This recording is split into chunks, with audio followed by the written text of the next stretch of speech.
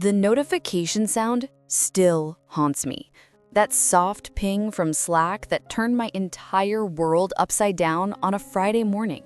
My CEO had just fired me. Not in a meeting, not with a phone call, but sandwiched between reaction emojis to someone's rescue dog photo. 3 years of loyalty, dismissed in 14 words. But here's the thing about digital footprints. They work both ways. If you've ever felt the sting of corporate hypocrisy or witnessed karma delivered with surgical precision, hit that subscribe button. Because what happened next turned a simple screenshot into a reputation-destroying avalanche that no PR team could stop. My name's Lena, and for 3 years I'd been the senior project coordinator at a tech startup that prided itself on revolutionary workplace culture. Remote work, flexible hours, mental health days, all the Silicon Valley buzzwords that look great on LinkedIn. That Friday started like every remote workday. Coffee brewing, dual monitors glowing, spreadsheets multiplying like digital rabbits. The company Slack hummed with its usual morning rhythm. Project updates, gift wars, someone sharing their sourdough starter progress. Then it happened. A direct message from Marcus, our CEO. My cursor hovered over the notification, and something in my chest tightened. CEOs don't usually DM you unless it's really good or really bad. The message read, "Your role has been reevaluated. Effective immediately, all access will end today. HR will follow up." I read it 3 times. The words didn't change. No, I'm sorry. No, thank you for your service. Not even my name at the beginning. Just surgical corporate efficiency delivered with less emotion than an auto reply. The coffee mug in my hand suddenly felt like it weighed 50 pounds.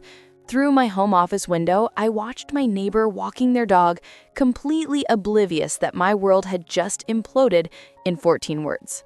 My hands moved on autopilot, backing up files, downloading portfolios, the mechanical motions of digital evacuation. That's when I found it, buried in my screenshots folder like a prophecy waiting to fulfill itself. 4 months earlier, Marcus had posted in our main company channel during an all-hands virtual meeting. I'd screenshotted it because, honestly, it had moved me, made me proud to work there. His message read, "Nothing we do here matters if we forget people's families come first. Jobs are replaceable, humans aren't." That's the foundation of our culture. Empathy, understanding, humanity. The timestamp stared back at me. Posted by CEO Marcus Chen with 847 heart reactions. The same man who just fired me between dog photos and Friday lunch polls. My Slack started exploding with DMs from teammates. "Lena, what the hell? Did you see what Marcus just did? Are you okay?" I typed the same response to each. "It's fine, just backing up data." But inside, something shifted. Not rage exactly. Something colder, more precise. Like watching a chessboard suddenly reveal the winning move. I had maybe 20 minutes before IT revoked my access.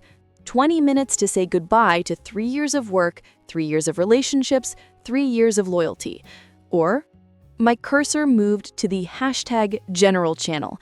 1,200 employees, board advisors, investors who occasionally lurked. Everyone who'd ever worked at or with the company. I pasted Marcus's old message first, his beautiful words about family and humanity, complete with the original timestamp and those 847 hearts. Then, underneath, I added just 4 words. "Thanks for reminding us." I didn't attach his termination message. I didn't rant or accuse. I didn't need to. The context wrote itself. The first reaction emoji appeared in 3 seconds, then 5 more, then 20. The thread lit up like a slot machine hitting jackpot. Screenshots started flying. People were saving it, sharing it, documenting it. Someone wrote, "Wait, didn't Marcus just..." Another, "The timing though, skull." And then, "Someone check on legal. I think they just fainted." Within 10 minutes, my simple post had more engagement than the CEO's last 5 company announcements combined. I watched the notification counter climb, 50, 150, 300, until my screen froze. Access revoked. But the match had already been lit. From my personal phone, I watched through former colleagues' texts as the situation escalated. Someone had posted it on LinkedIn with the caption, "This is why employees don't trust corporate messaging." Twitter picked it up within the hour. A tech journalist I'd never heard of wrote, "CEO preaches family values, fires employees via Slack." The screenshot that's making rounds? By 3 p.m., it was on Reddit's front page. My phone buzzed with a text from Sarah, my former team lead. "Marcus just called an emergency all hands. His camera was off, but his voice was shaking." Another, from IT, "He tried to delete the message, but screenshots are everywhere. PR is losing their minds." And then, the one that made me actually laugh, someone just asked in the meeting if family first means family gets fired first. Marcus left the call. Monday morning arrived with unexpected sunshine and an unknown number calling. "Lena, this is Jennifer from Tech Forward's talent acquisition. We saw your graceful exit. That took courage and class. We need someone with your clarity and principles." The offer came before noon. Senior role, 40% pay increase, and a signing bonus that would cover 3 months of expenses. They even mentioned appreciating my tactical communication skills. Meanwhile, the text from former colleagues painted a beautiful picture of chaos.